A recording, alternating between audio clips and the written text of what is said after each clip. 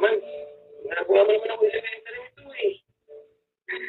Di ba, dati pa naman, ikaw lang naman talaga yung baby ko. Kaya tauli na. Ayoko nagugutom ka, syempre. Yung favorite ko to eh. Thank you.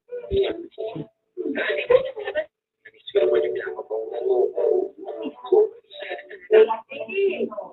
Bakit na register rin pala yung anak mo? Ako, Ate Cherry. First year pa lang naman. Di ba nakulong yan? Bakit dating tulak? Kasi tinanggap. Ako tinanggap. Ano po bang problema? Aba, malaki.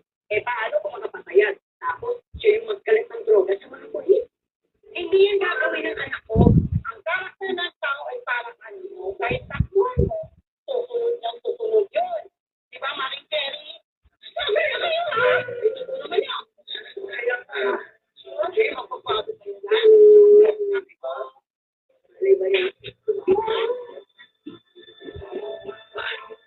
Tama na.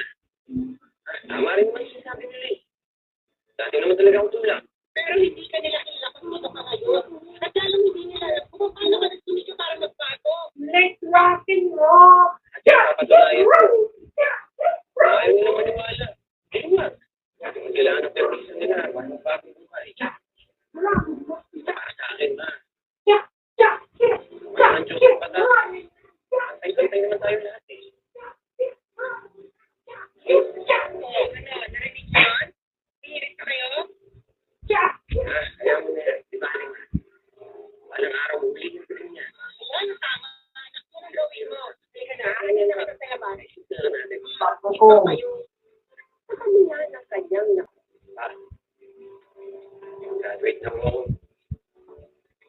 Para po sa inyo to.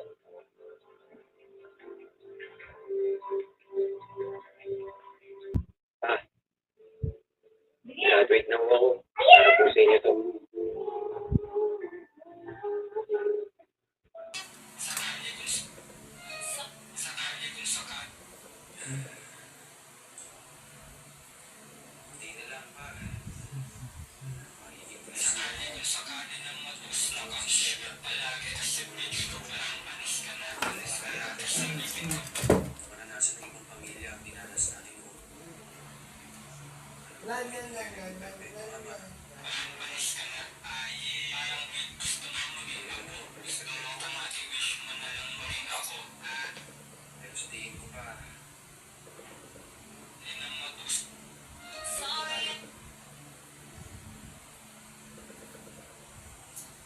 Huwag mo pa ikot-ikutin na dede na yan. Masakit.